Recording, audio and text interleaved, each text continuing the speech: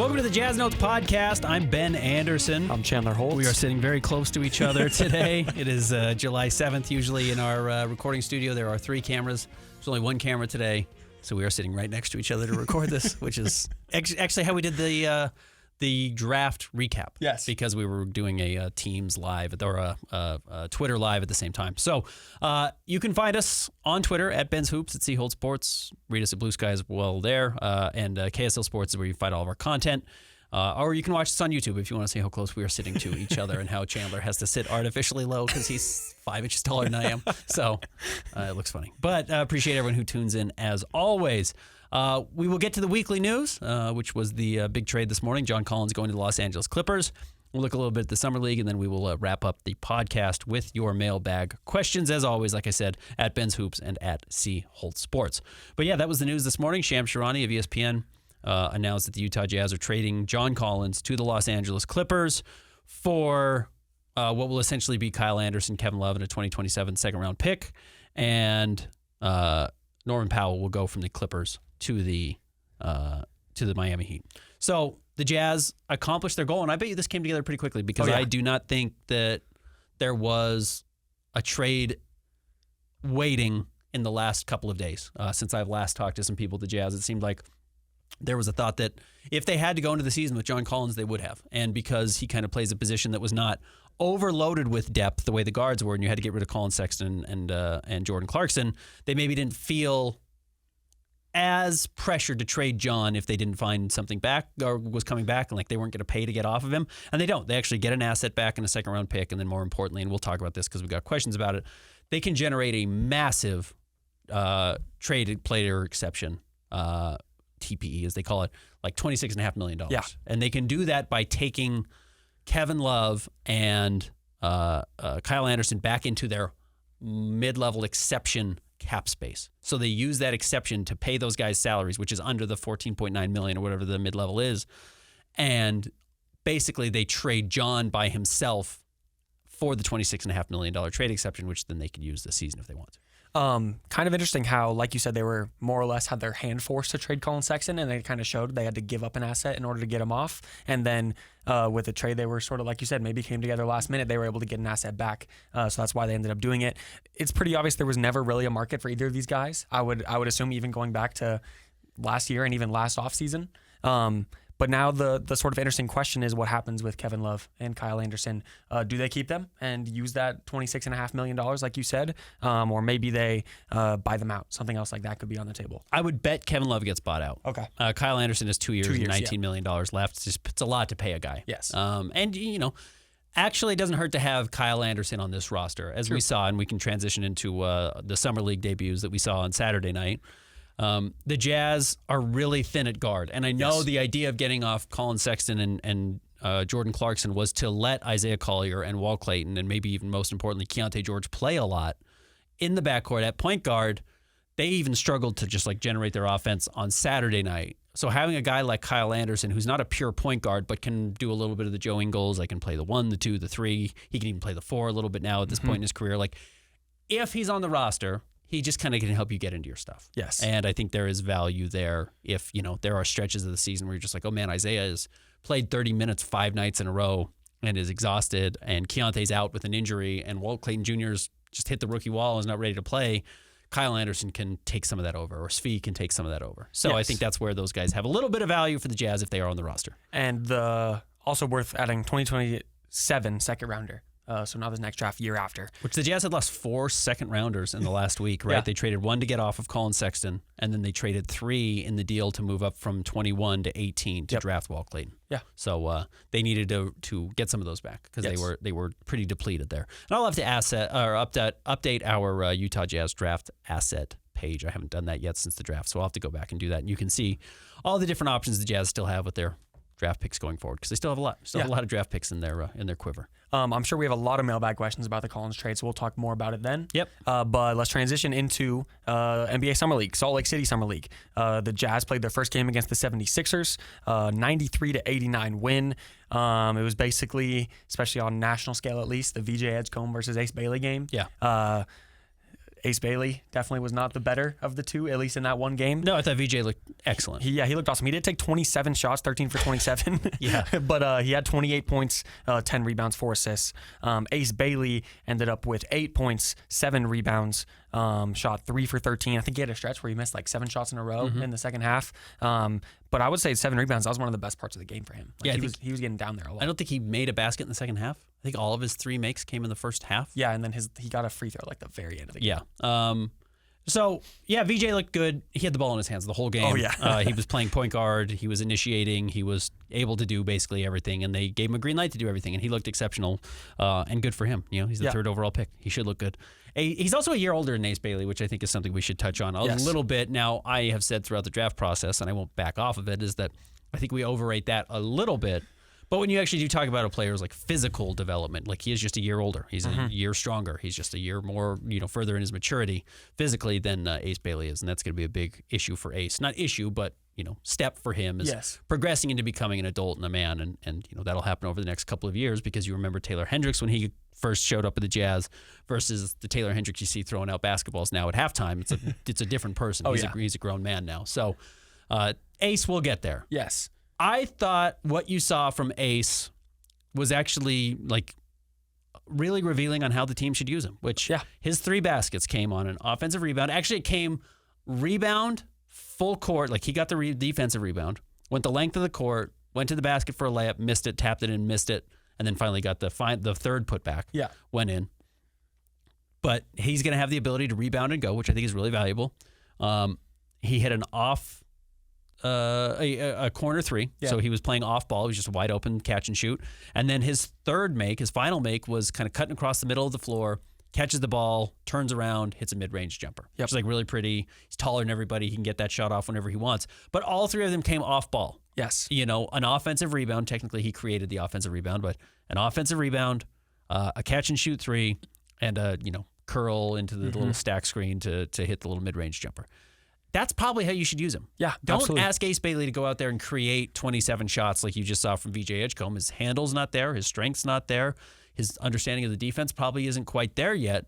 But I actually think he has a lot of value off ball, and I think that's how you bring him along slowly, which, by the way, is how the Spurs brought along Kawhi Leonard and how the Pacers brought along Paul George. And, let him find his spots. Let him find out where he's successful. Let him find out which shots go in and then build counters off of that, which is, okay, now they're closing out harder on him on his corner 3s, so then he attacks the rim and can make a play for himself or for others. Get the little mid-range curl, and when, again, they collapse on him, he kicks to the corner, kicks to the guy who's sitting in the dunker spot, or he puts the ball on the floor once and gets to the rim. I think you actually saw positives there, not necessarily negatives, though I understand people look at the 3 of 13 and say, like, oh, man, he's raw. It's like, yeah, he's extremely raw.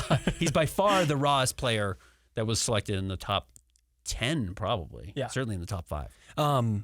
Something that I liked, he missed his first few shot attempts, and then, like you said, takes it full court, gets downhill, and then eventually gets that tip to go. And then, like you said, 3 makes on 3 different levels for him. I think that's a good sign. Something we talked about was that took a lot of tough shots at Rutgers and didn't get to the rim maybe as much as he should have with his athleticism and all his tools. And it's like, I thought that the fact that, okay, I missed a few shots, let me go to the rim is a good sign for him, right? Like, he's not going to be a guy who just, I'm going to shoot a jump shot until I make one, Right, exactly right.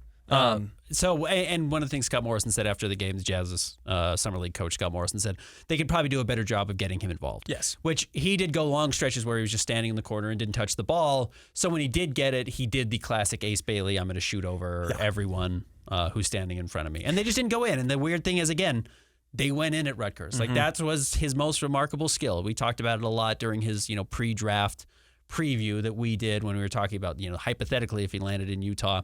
He takes crazy shots. Yes. They just went in at a crazy amount. They went in at a rate higher than I've ever seen players make them at that level, and he may have just had an off shooting night. So we will see tonight as they take on the Memphis Grizzlies. In that game, though, Kyle Filipowski, 22 points. Yes. Bryce Sensabaugh, 19 points with 16 of them in the first half.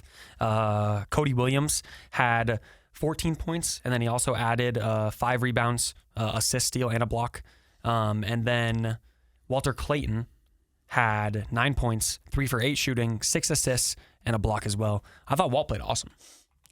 He's not a point guard. Yes. Even though he played a little bit of that. I think he only had 1 creation assist where he penetrated and kicked the ball to flip in the corner for a 3. But he's catching the ball. Isaiah Collier comes down, or whoever's playing point guard comes down, makes a play, pick and roll or whatever, kicks it to Walt. Walt catches the ball in the perimeter and then makes a read immediately off of it, right? Kicks to Cody in the corner for a three, or flip for a three, or whatever. He's making these connective assists, which actually are extraordinarily valuable. It's not Isaiah Collier on ball, let me just penetrate the defense, kick the ball out for an assist, which is valuable. It's kind of, simple function, simple action. But reading it as soon as you catch it and making a play off of that for others is connectivity that, I love that we saw from Concanipple. Like, you talk about connective passing, connectors. Walt Clayton showed that off really well. So I thought that was a value for him that the Jazz really lacked last season and have lacked for a while. They are a terrible passing team, and Walt Clayton, Kyle Filipowski, and Isaiah Collier will help alleviate that. And I actually think, Cody's actually a pretty good connector as well. Yeah. Not a great one-on-one playmaker, but connector as well. So I think you're starting to see the pieces there. I actually think Taylor Hendricks is pretty good at it as well. He just obviously does it in a different spot on the floor. But Jazz will start to get some of that back, and I think that's going to be valuable for the team. So you're right. Walt Clayton was really good. 6 assists, 2 turnovers, 2 of 6 from the three-point line, including a clutch three, which is what he's known for. He hit a big shot late in the fourth quarter. Isaiah Collier shooting not looking good. 1 of 7 from the floor, 0 of 3 from the three-point line. We'll see how he looks tonight. One thing I want to say, and then we can go into a break and get into the mailbag. Do not take Summer League too seriously. No, of course not. I think the main point of Summer League for these young guys is to get out there and get into their team's offense for the first time. That is the main point of Summer League in my eyes.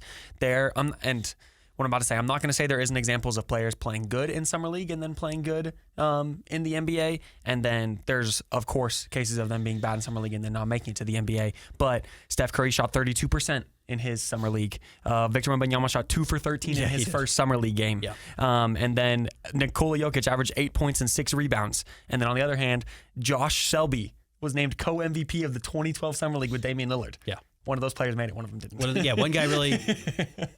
One guy really went through, and one guy is not in the NBA very long. So, nothing to stress about tonight. In fact, or tomorrow or at any point. I think the Jazz are probably going to give Ace a game at some point where he takes 20 shots. Oh, yeah. They're just going to be like, Ace, we want to know what you have. Yeah. And actually, we're going to let you kind of initiate some offense and run some pick and roll. And, they also have some issues. They just don't have a center on this team. And poor Kyle Filipowski was trying to guard a Dembona, which is just a terrible matchup for him. And you know what? To Kyle's credit, he won. Oh, yeah. He won that matchup. Dembona played very well, had 16 points on 8 of 11 shooting. Flip had 22 points on 8 of 11 shooting. And just you saw him go through the counters of this guy's stronger than I am and more athletic than I am and can finish over top of me. And defensively, I'm gonna be toast. He was. But he said, okay, so how do I beat this guy? It's I can step out and shoot the three, and if they come out and guard me, I can drive off the dribble, and I can make plays for others. And he did those things. And it was really high-level processing, I thought, from Flip. And he even talked about it after games. I had to think this game. I had to think through what they were showing me and how do I adjust, because he was terrible in the first half and was A+ in the second half. So more promising stuff from Flip, who I think is a very good player. Yes. The one thing that I will add, if you're a second, third, or third-year player, you better look at least solid in Summer League. You're in trouble if you're you don't belong on the court. Yes. And I thought both Bryce Sensabaugh and Flip were the Jazz's 2 best players. Yeah, and Cody Williams, there were some rough shots out there, but he ended the game, like I said, 14 points, 5 for 12 shooting, 5 rebounds, assist, steal, block. So he contributed. The thing I said about Cody, I thought we saw, which was he needs 80% more Ace Bailey, and Ace probably needs 20% more Cody. Yeah. And we saw it. He was taking shots with guys in his face, and he just says, you know what? I am 6'7". I know I can shoot. I didn't shoot well my first year, but I shot well at Colorado. I know I can shoot. I know I can play. Yep. And I was glad he took some of those shots because he actually did shoot 2 of 6 from the three-point line and was excellent defensively. He was all over the floor. Watch him tonight. Jazz were running a lot of zone, but he was switching really good, passing guys off in the zone, recovering. When someone would make a mistake, he was recovering and going out and challenging shots. I thought Cody looked really, really good, actually. He's still really thin, and that's just going to be until he gets stronger and bigger. I think it's going to be hard for him. But I thought he played excellent. I was really impressed with Cody. So I'm excited to watch him again tonight because I'm curious to see what his development looks like. All right, let's take a break. Yes. We got more questions about the Summer League, Ace Bailey, etc. We will talk about those coming up next in the mailbag. Stick around, more Jazz Notes.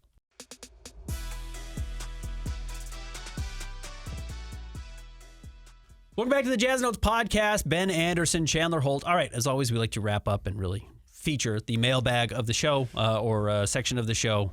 We get a lot of questions on Twitter and Blue Sky, where I put out a prompt every Monday at about 11 o'clock. It was a little late today, but asking you for your Jazz and NBA questions, and then we respond to them on the show and write it up in an article as well. So we'll start quickly with Blue Sky. We'll go to a DM I got, and then we'll get to the Twitter questions.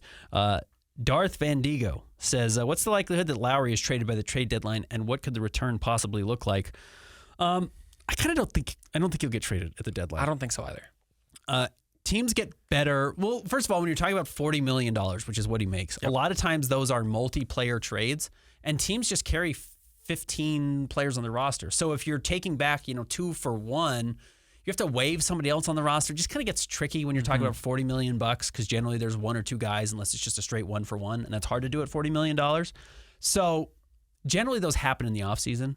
So I would just say I don't think it happens midseason. Yeah. I think it's going to happen probably next offseason. But I don't think Lowry's going to be here for the long term, if I'm being totally honest with you. But I think he's here at least for the short term, which is probably at least the next 12 months. That would be my guess. I agree. That's so. And then what does it look like? It depends on what his value looks like when it comes back. If he rebuilds it this year and gets back up over 20 points a game and shoots better from the floor and better from the 3-point line, I think he could still get a huge return. And there were big players traded this offseason. Kevin Durant got a pretty good return, I thought, this summer for the Suns. So Lowry's not quite at that level, but there are big trades still happening in the NBA. So I think Lowry could still have some value there. Yes. All right, next question on Blue Sky. Mac Basketball. Genius money-saving opportunity opening day trade today. He's talking about John Collins. Any chance to move the new vets for younger, undervalued prospects? Again, I think Kevin Love's going to get bought out, so I don't think you're going to move him. Kyle Anderson, probably not this year, but maybe next year with a $9 million expiring contract, maybe. But again, the Jazz couldn't move Colin Sexton at $18 million, who's a much better player than Kyle Anderson. Yep. And Jordan Clarkson for $13 million, who I don't know if Jordan's a lot better than Kyle, if he's better at all. Kyle's kind of the cerebral, do-it-all role player off the bench who playoff teams value, but Minnesota didn't value him enough to keep him. I mean, they couldn't really afford him. And then Golden State was happy to trade him in the Jimmy Butler deal. Yes. So, I don't think he has a ton of value left. I think the more I think about it, I think Kyle Anderson would be a great fit as sort of a veteran. I'm not saying he won't see the floor, and he's definitely better than Patty Mills when he was here. But him being around for Ace Bailey, Cody Williams, maybe even Kyle Filipowski, I think will be huge. Kyle? Yeah. Kyle Anderson. Yeah, absolutely. Yeah. No, and he should be able to. I mean, he's played point guard in his career. That's where he came coming out of UCLA. So teach Keontae George some tricks of the trade, then teach Ace Bailey some tricks. Because now he kind of plays that 2-3-4. He's just kind of a bigger guy, which is where Ace Bailey plays as well. So there's value if he is willing to embrace that mentorship role, which just kind of happens in the NBA. I think he can have some value with the team, and helps Will Hardy, etc. Just some things like that. And I bet you they cross paths because he started his career at San Antonio. Yeah. Right? He was drafted by the Spurs late in the first round. Am I right on that? Yes, I think you are. So I wonder if Will Hardy was already there. And Will, liked having Patty Mills when Patty was with the team to start the year last year. Kyle just may have come out before Will was there.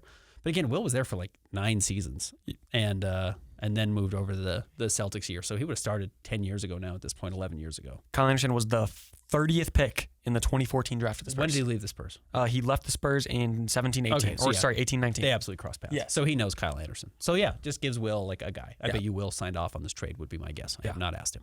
All right, Jake the Lynx, quickly on this, says, what are the chances any of the rookies are starters on opening night? I think Ace will start. Oh, yeah, absolutely. Yeah, I think this is about him getting out there and playing a lot.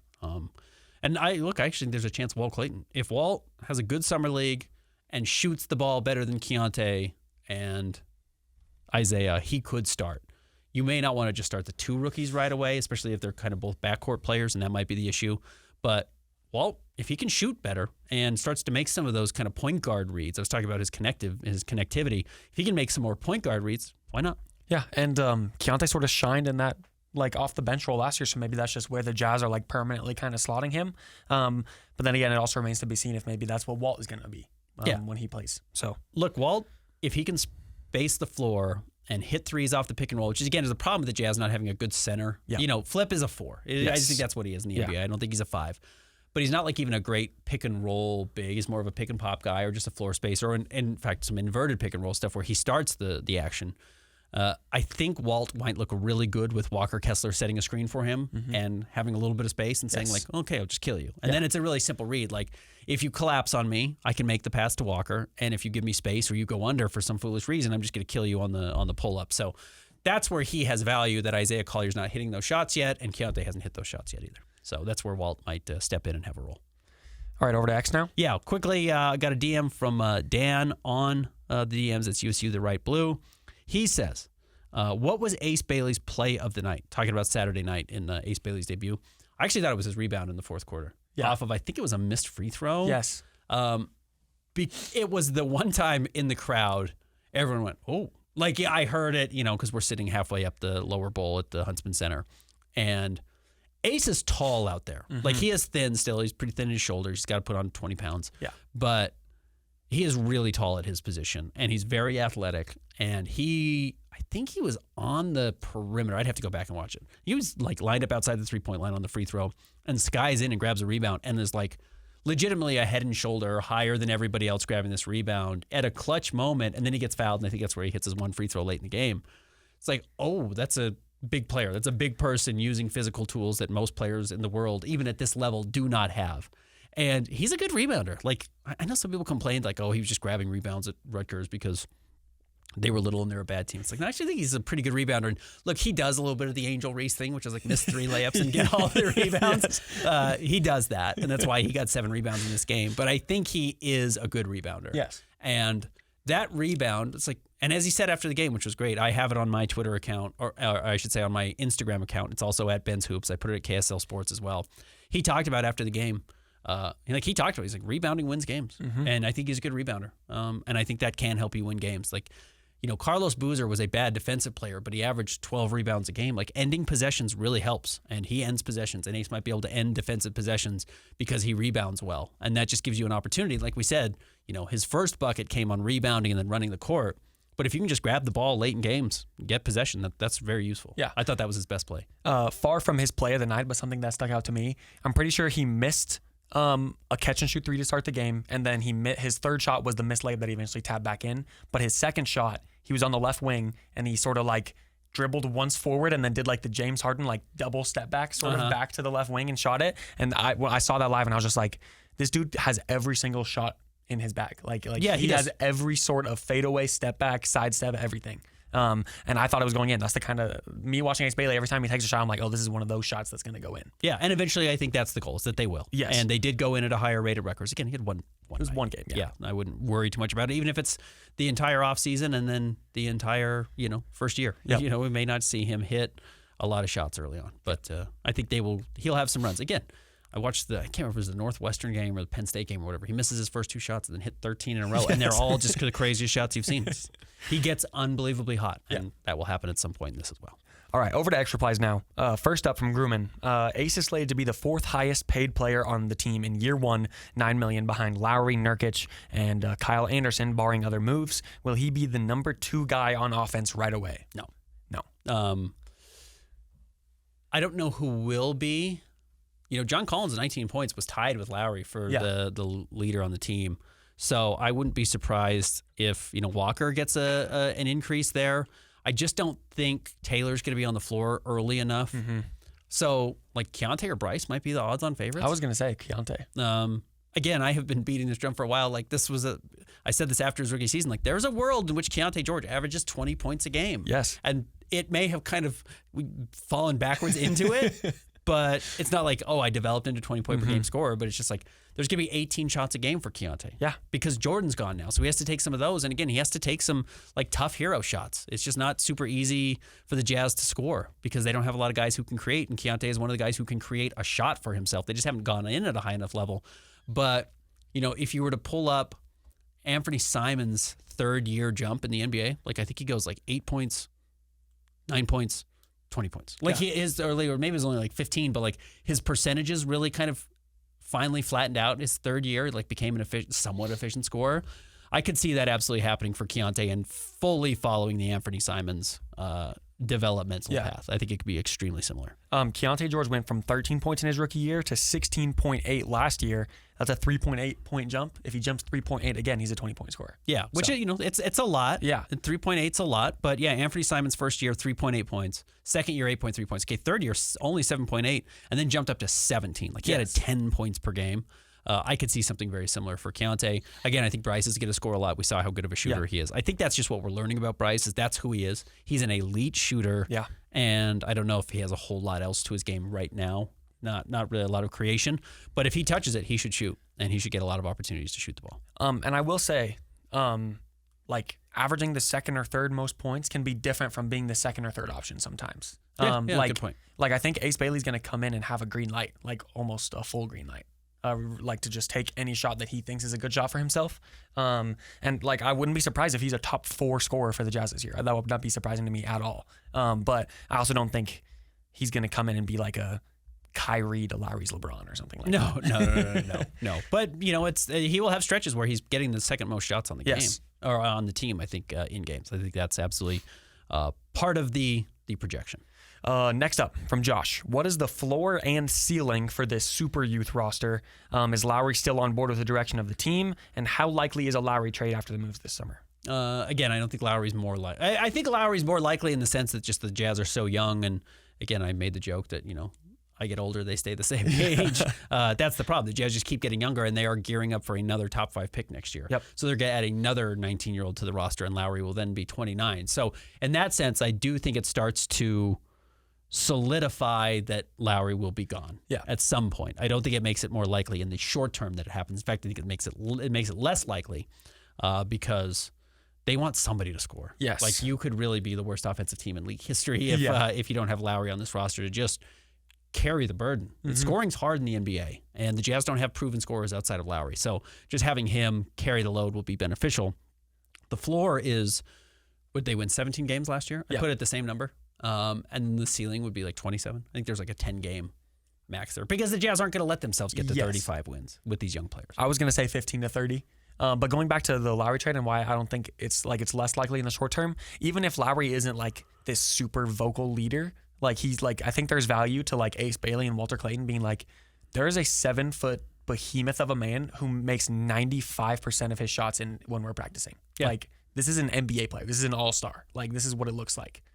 And you know what? Ace's future might be Lauri Markkanen. Yeah. He might be. We're talking about how good he is off the ball. Like, if at some point the shots don't go in at a high enough rate with his self-creation, and he doesn't get to the rim well enough, because right now he doesn't, and I think it's more of a strength issue than a skill issue. But if the skill never develops, and even if the strength does, and he can't get to the rim still, he's going to look a lot like Lowry, which is like a lot of threes on catch-and-shoot situations, and a great athlete who can score in the open court, but doesn't create a lot.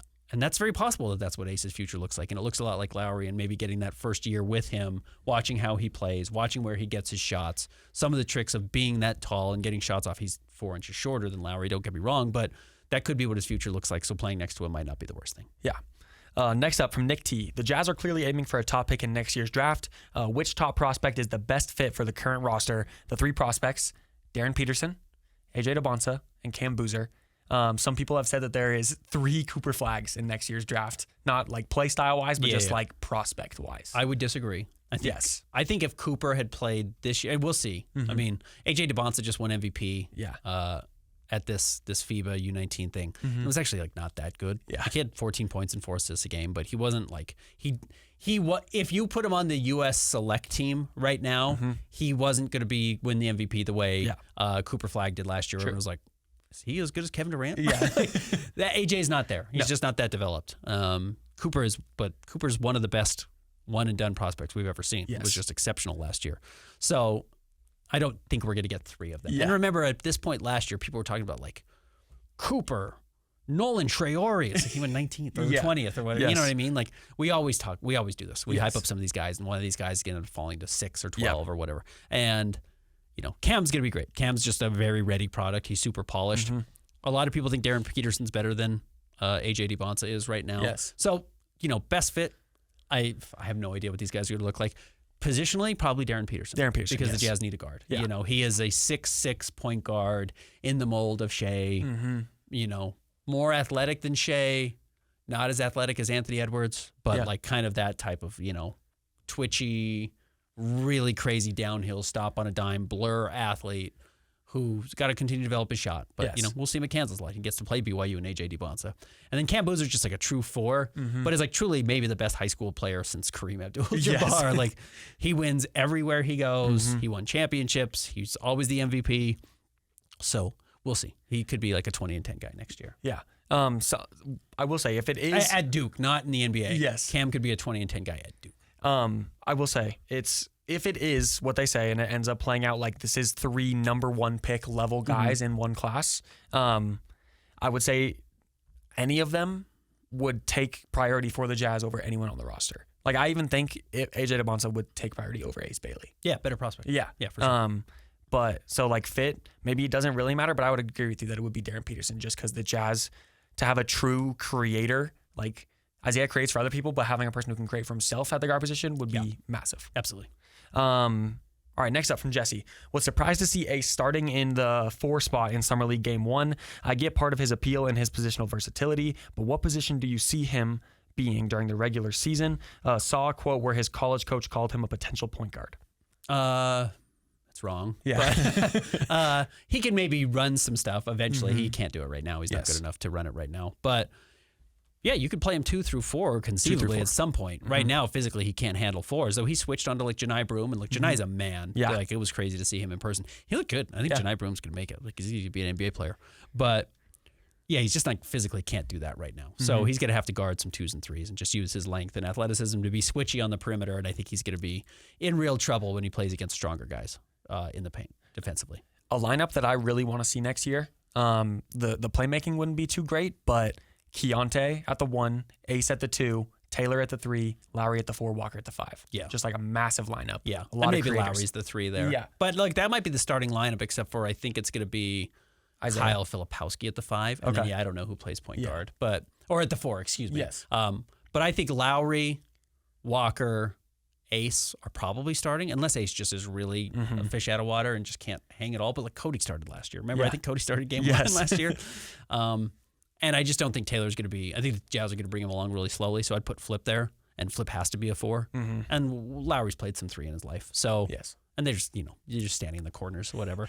But that's kind of what I see happening. And then, you're going to be really switchy. And Yeah. I think you're going to have Ace, who actually thought, like, I was watching specifically because you watch his game film at Rutgers, and like we talked about the 2K controller being unplugged. Like when his guy's in the corner, he's just not paying attention, his hands are down, he's just watching the ball.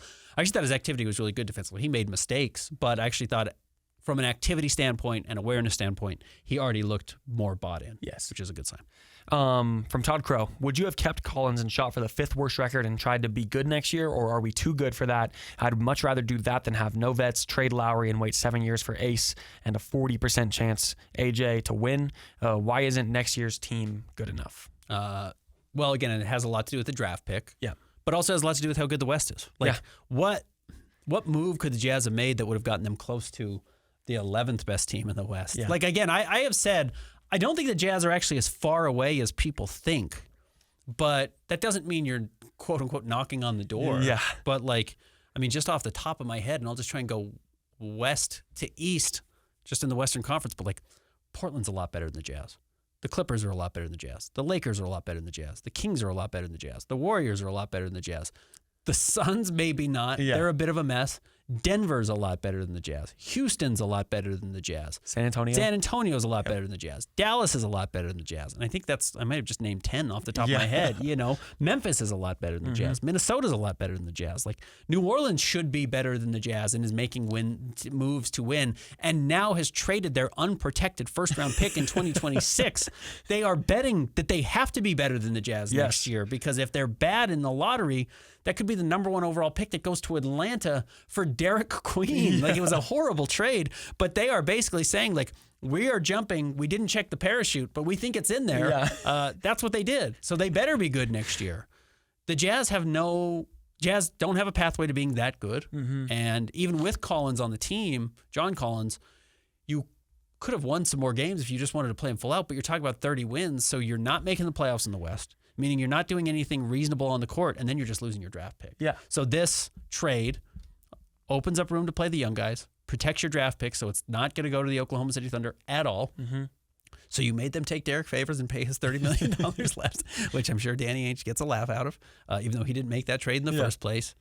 And you don't have to artificially tank games in the middle of the year. You know, you get to play flip 35 minutes a night, and Taylor, as much as he wants to play, and Cody the same way. Yeah, and that's something that I just don't get. Like, there is really no benefit to being a middle of the pack team, especially if you're in the lower end of the middle pack. Like, you're either like best case scenario, you make it to the play and make it out of the play, and then you're getting like bounced to the number 1 seed, right? Mm-hmm. And like, okay, cool, you got to host 2 playoff games. Fun. That was fun. Next year now, or like you're back at the 10th to 14th pick again, and you're missing out on Darren Peterson, AJ, and yeah. You know, like I look at the teams right now. We can just really quickly do this kind of in the offseason, and we'll do this more going into the year. But like, the Jazz aren't better than the Wizards right now. No. Like, the Wizards went out and added C.J. McCollum. They have Marcus Smart. They have Chris Middleton. They've got another draft pick. Alex Sarr's going into his second year. Bub Carrington's going into his second year. And, like, I don't know if those guys are great players, but C.J. wants to play. You got Jordan Poole off of your team, which is probably a negative.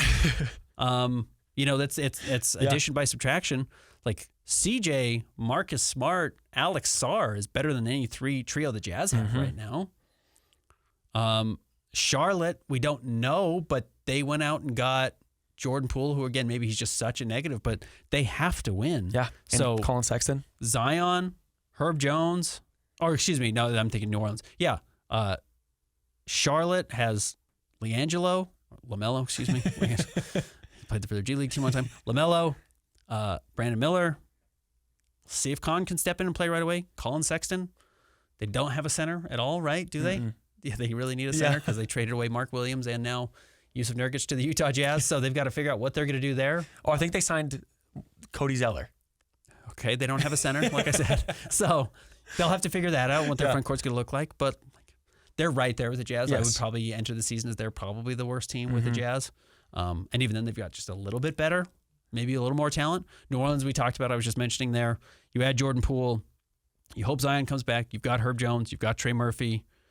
You hope some of those guys can step up and play a little bit. They have to because they don't own their draft picks, so there's no reason to be bad. Philly's obviously not going to be 24 wins bad this year. Brooklyn, maybe. Brooklyn has gotten worse. They drafted 5 point guards, which is weird. But they traded Cam Johnson for Michael Porter Jr. Like, I think Brooklyn's going to be in the running with the Jazz. Yes. But I think the 3 teams that are the worst teams right now on paper easily are the Jazz, the Hornets, and the Nets. Yeah. So we'll see how that goes. But yeah, the Jazz are going to be one of the 3 worst teams in the league next year. And by far the worst team in the West, right? Yeah. By far the worst team in the West. So Whittle and Driley. That block by Ace had me salivating about his potential on defense. Do you guys see him becoming a strong 2-way threat? I think his potential as a defensive playmaker is higher than his potential as an actual like on-ball lockdown guy. But I think either way, he has potential there. He covers a ton of ground. Yes. He really moves like laterally extremely quickly. And not just like I'm guarding the ball and I'm like keeping a guy from getting into the paint. Not that type of defense, but like his closeout stuff is really good. So he's going to block a lot of like threes and jump shots that'll just like turn into fast break opportunities because you block a jump shot, you should get a layup out of it. I think you will see some of that. I think he's going to be better as a weak side shot blocker. Honestly, sometimes this stuff, like, great, you made the play. Sometimes guys, is like the Andre Kirilenko flaw was like he would let guys get to the rim so he could block their shot, as opposed to just being like, well, if you stop them 18 feet away from the basket, make them pass. That's better because you've blown up the play.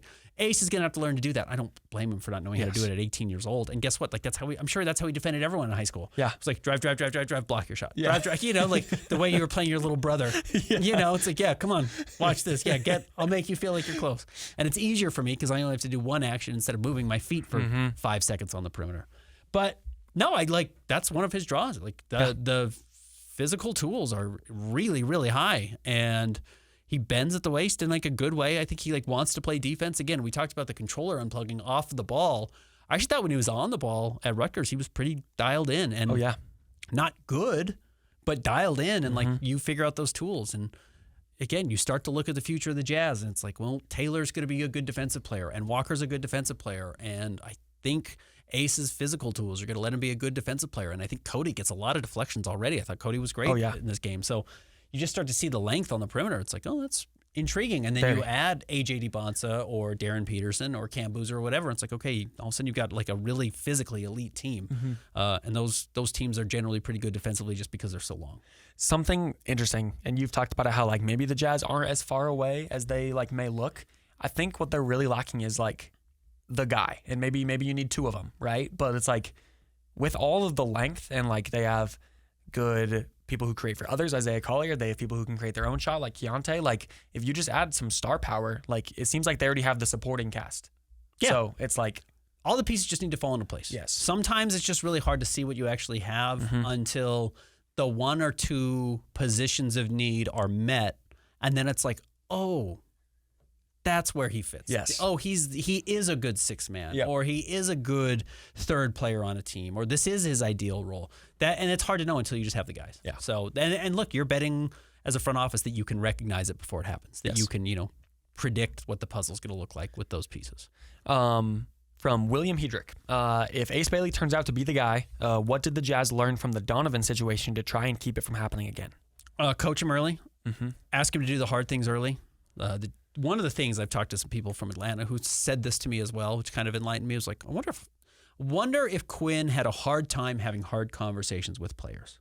I wonder if Quinn had a hard time asking his players to do things that they didn't want to do. Quinn really empowered players to do the things they were good at. Jordan Clarkson, Donovan Mitchell, Rudy Gobert, but maybe didn't get them to do the things they didn't want to do at a high level. So players like playing for him, but he also didn't challenge them. Like no one ever asked Donovan to play defense. And Donovan said over and over, I'm here because I play defense, and never did. But, if Will Hardy can get through to Ace and say, like, off the ball, scoring, and defense is going to be where I want you to figure it out. And then we're going to reward you with on-ball creation, on-ball opportunities, crazy shots. That will be better for him in the long run. I actually think, because I don't think the off-the-court stuff, like, everyone's different. Every player's different. Remember, Donovan was going to barbecues and stuff, and it was, this guy's going to live here forever, and then things changed. And, he didn't get along with Rudy, and there was the COVID issue, and all of this weird stuff happened that's not going to be the same experience that you end up getting with Ace Bailey. And also, Donovan's background is like New York. His dad worked with the Mets. Like, he was a big city guy in some respect. Ace Bailey came from Chattanooga, Tennessee, and went to Atlanta, which is a bigger city, but didn't even play at like the big city high schools, and then went and lived at Nothing, New Jersey to play at Rutgers. Right? Like it's Jersey, but like the city they play in is not this huge town. Yeah. So they're pretty different. But if he turns out to be the guy, I think the hope is that you've developed him to a better player younger. Yes. More so than like, how do you baby him off the court? I don't think that's what you're thinking about at all. And another thing that I mentioned in last week's episode as well is that the new CBA is very team friendly. Yeah. Like when it gets to the Ace's second and even third contract, depending on if he makes all-star teams or whatever else, the Jazz can offer him tens of millions of dollars more than anybody else can. Yeah. You look at the deal that Shea is getting right now. $70 million a year. And versus the deal that Luka's going to get with the Lakers. Like, Luka is getting a lot less money because he has been traded. Yes. Now, that was not up to him. He wanted to be in Dallas. But, when you move teams, you lose money in the current NBA. Yeah. So. Next up, from Whit on Driley, Walt's game looks better than Isaiah. Is it possible he takes over starting minutes at PG? I've also said this before. Last year, the Jazz had one of the top 3 most different starting lineups in the NBA, and I imagine that'll be the same because it's development, but it's also like testing how players look next to each other. Don't confuse shot making with good play. Yes. That's one thing. Now, look, shot making matters. It's like what you're saying. It's the money balls. He gets on base. Like, he makes shots. That does matter. So I'm not dismissing what you're saying. Just like, what is your function? What's your actual job? Now, I said I loved Walt's reads. I loved how slow the game was for him. And he's like, he made some steals. He was a good defensive playmaker at Florida last year. And they had a lot of guys, big guys that were pretty good college players behind him, so he could gamble a lot. And he can probably get away with doing some gambling now with Walker Kessler behind him. I also wonder, with the Thunder playing the style of defense they did, if more teams are going to say, hey, let's just gamble and get a lot of steals. Yeah. And that's going to be the best defense we can create because it gives us really good offense because we get layups out of it. And the Jazz could use a lot of that easy offense if, especially, they're as bad offensively as we've talked about. Like, if you only have Lowry, and Lowry can't create shots on his own, you got to create shots by generating turnovers. So maybe you'll allow him to keep gambling. But I just don't think he's quite there yet as a point guard. And Yeah. he didn't start. Isaiah started. Let's see if he gets a start at some point if Isaiah rests or whatever, Yeah. and how he looks running the show. Because he might. Maybe he does. He looked pretty good at times as a point guard at Florida. And again, he started his career as a point guard at Iona, played quarterback and cornerback in college or in high school at football, and quarterbacks are the point guards of the team. And then went back to it his senior year, his junior year at Florida. He was kind of off the ball, but so he's got experience as a point guard. He's just not like natural, Kyle Lowry point guard type of stuff. And like, no matter like even like I'm not gonna say he never could be, but like even with a year of development, I still think Isaiah Collier is gonna be the best passer on the Jazz team. Yeah. So next up. From Matthew Wheatley, a funny one. Can you explain to me, like I'm 5 years old, what a trade exception is, and give an example, realistic or not, of what it could do before it expires next year? Okay, so a trade exception, and this one's a little bit tricky. So a trade exception is a placeholder. It's just an IOU, essentially, right? Yes. It has value purely as like a symbol of salary. Yep. So in the Jazz situation, it sounds like how they're going to structure the deal. It's actually it's a little funky. So when I originally saw it, I thought, oh, well, the Jazz will get a $13 million trade exception back because it's the difference generated between the money outgoing and the money incoming. Yep. So the Jazz have $13 million incoming between $9 million for Kyle Anderson and $4 million for Kevin Love, but they're sending out $26.5 million. So 26.5 minus 13 is $13.5 million. I thought that was going to be their trade exception.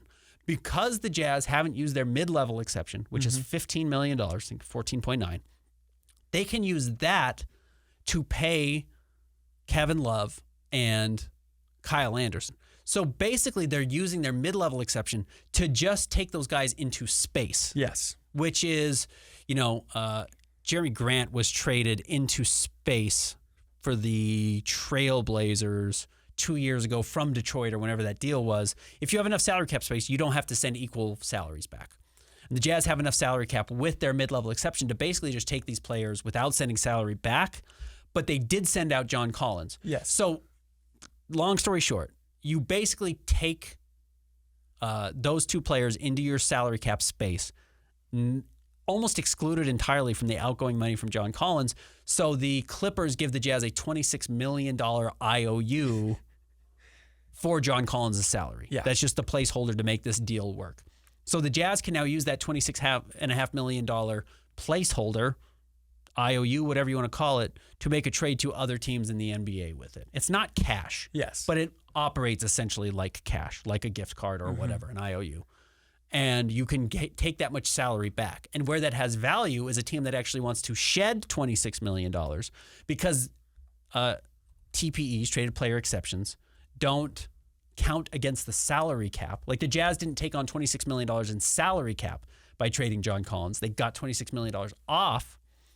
They can trade that to another team that wants to shed $26 million. Yes. So if there's a team that wants to get off of a salary, the Jazz can send this deal up to $26 million. It doesn't have to be the whole thing. Yes. But you can send it to them and get a player back without matching salaries. It counts as a salary match without actually a player or salary being involved. It's basically like you're playing Monopoly. You don't get $26 million in actual Monopoly cash, but you pull a chance card that says you have $26 million that you can use in some other deal. Yes, exactly right. Yeah. Yeah, that's probably the easiest way to explain it. Yeah. So that's how it works. If I'm being completely honest with you, I don't think the Jazz are going to use it. Okay. Teams usually don't. Yeah. There are a ton. Most teams around the NBA have traded player exceptions because they do these types of deals. And sometimes it's $3 million, sometimes it's $12 million, sometimes it's $26.5 million. Like a big one was just generated in the Kristaps Porzingis trade. Yeah. You know, like because $26 million came in and et cetera, moved out. So teams create these traded player exceptions. The Jazz did notoriously use theirs with Carlos Boozer. You know, they traded Boozer to the Bulls for whatever, $20 million at the time. And the Jazz turned around and used it to acquire Al Jefferson, you know. So that's how it can be used. But the Jazz, as we mentioned, are going to be one of the three worst teams in the NBA next season. Why bring on $26 million in salary? Just be cheap and bad. Yeah. And Austin Ainge has said this offseason, he said it in his debut press conference, that he thinks salary cap space is more valuable than expiring contracts. So unless some team was like, oh man, we are in salary cap hell, we're in terrible shape. We've got to unload $26 million or up to $26 million. And we are willing to give up several future first-round picks or an unprotected future first-round pick to get off of this guy's contract. And the Jazz could take that back now. That's where the value is. And the Jazz send the $26 million trade exception back, and that team gets under the salary cap. That's where it has value. Mm-hmm. But there's other teams out there who can do it. You know, it doesn't necessarily just have to be the Jazz to do that. And, the Nets are the king of this team, or the leaders in the clubhouse of these teams right now that have salary cap space to be able to take on deals and help facilitate trades. So there are also other things. You can't include players in trades with trade exceptions. So you can't match salaries that way, I don't believe. So it's tricky. My guess is it just expires. Yes. That would be my guess. But if, the right player comes along and the Jazz want to pay someone X amount of dollars and get a future first-round pick, they could. Next up from Todd Crow, not necessarily a question, but a plan for next year.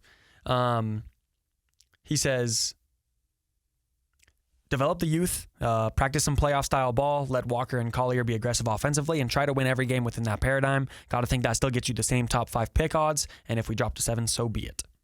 That's exactly what the Jazz are doing. Yeah. The Jazz are slightly saying we're not making the whole season about the pick, which is smart. Don't let that hang over everyone's head. That gets tricky and gets goofy, and then also it puts a lot of pressure on the next guy to come in and well, you guys gave up a season for me. It's no, you were the result of a bad season, not the cause. And I think, Ace Bailey's going to have to shoulder that. People are going to be this for Ace Bailey? We already talked about it with Con Knippel. You lost 65 games for Con Knippel. And that's the, question that the Hornets are having to answer right now. So you got to be a little bit careful with that. And I don't think the Jazz want that type of pressure on the next player that comes in. And also, they don't want players to think that the draft pick's more important than me. He's not even on the team. This is a hypothetical. So I think in that sense, you probably, don't operate that way all season long. But I just think the Jazz also recognize their odds of having, the 6th worst record in the NBA or better meaning not 1 through 5 worst records, but actually, the 8th best record or the 9th best record, or 22nd in a sense, what I'm saying. And actually giving up the pick is extremely low. So, don't worry about worst record at all costs. But they have also insulated themselves pretty well to know that they are not going to be at risk of giving up this draft pick, barring Ace is awesome or Keontae takes a huge leap and Bryce takes a huge leap, and all of a sudden it's okay, well, then you got something, and it's fine. But, no, I still think the Jazz are recognizing they want to keep this pick. Next up from Stephen Q. Ritter. Best scenarios for using the John Collins trade exception, bring on a bad contract and draft capital, or grabbing a player from an apron team. Who might be targets for these scenarios? I think the best case scenario would be bringing in a young, promising player and or a draft asset. Yeah. Probably a draft asset. Yeah. In all honesty, because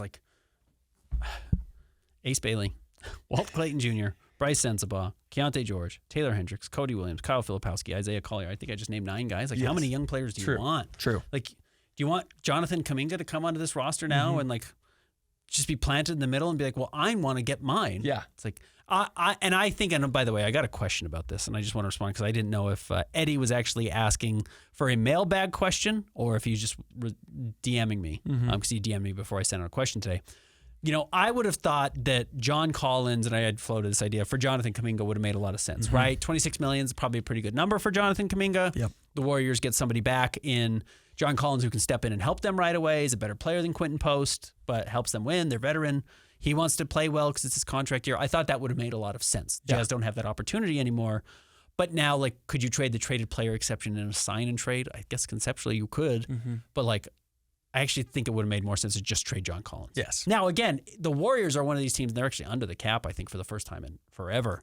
But it is the type of team that may say, hey, we want to keep flexibility open. We want a $26 million IOU. We will trade you somebody for your traded player exception.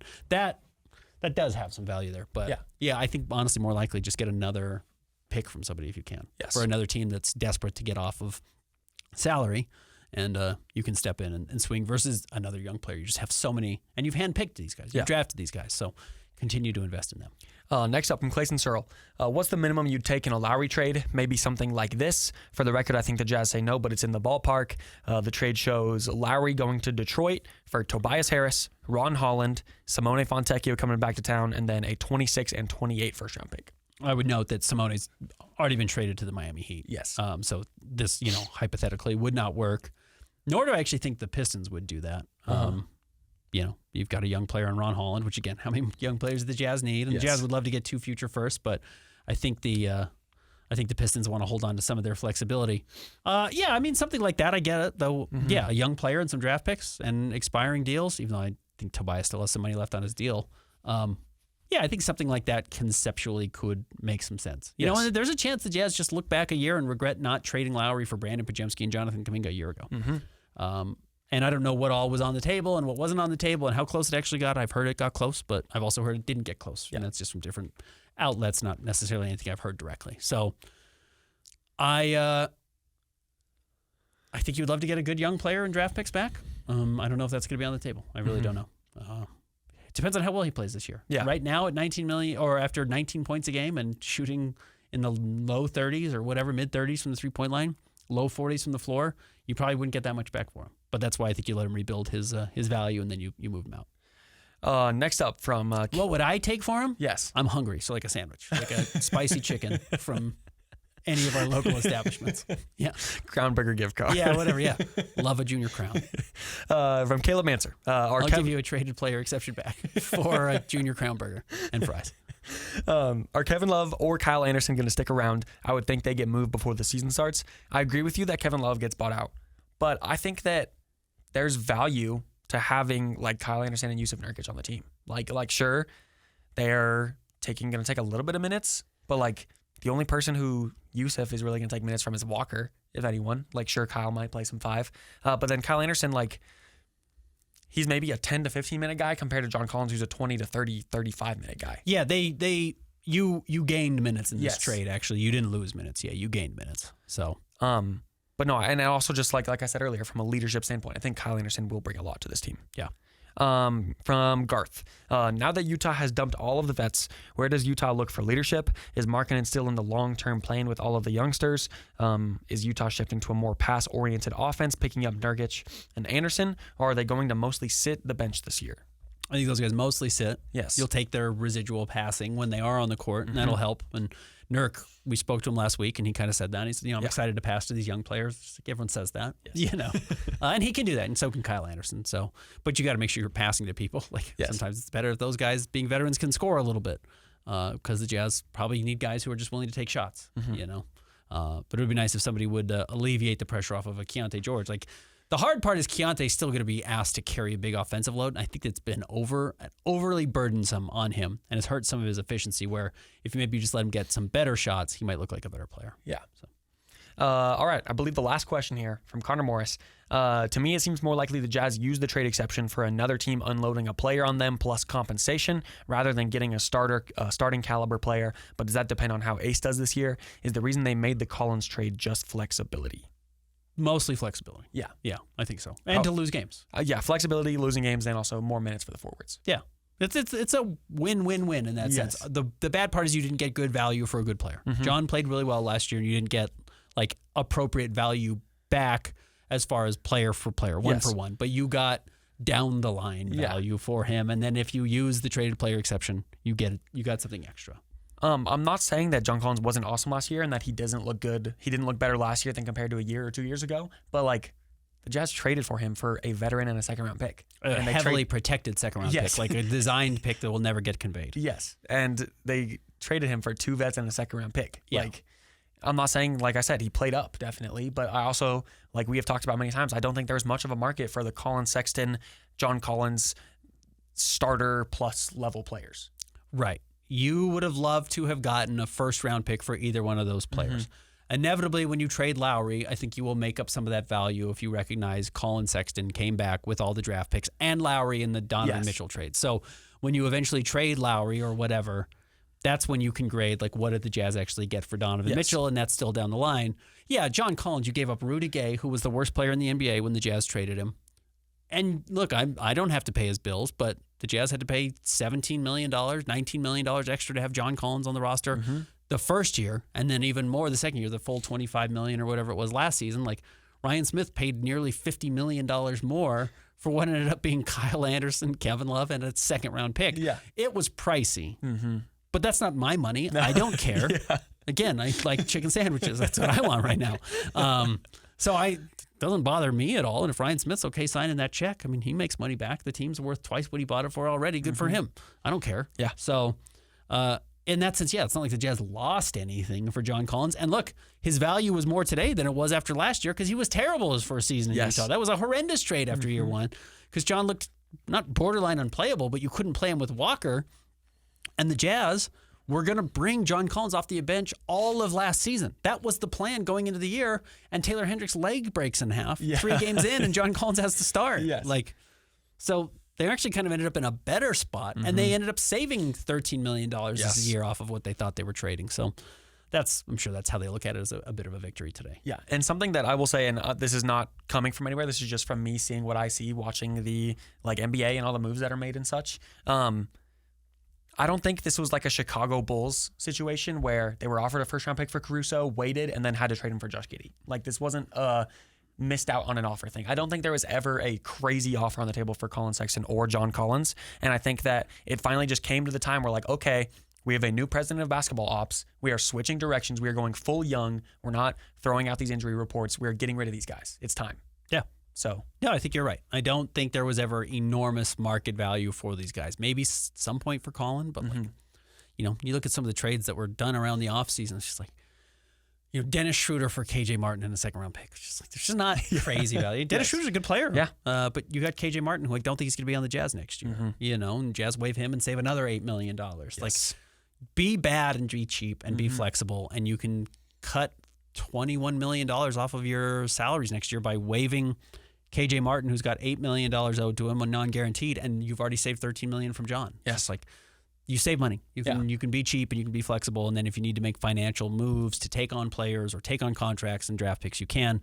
And even then, I just wonder if that's not where the Jazz are anymore. And they're just saying, let's just focus internally. Let's stop trying to be cute on the perimeter of the fringes of how to win all these trades. Just focus. Just kind of dial in, narrow it down, focus on the court. And if there's little things here and there, you can, but don't make that your main priority. Yes. All right, that'll do it for this show.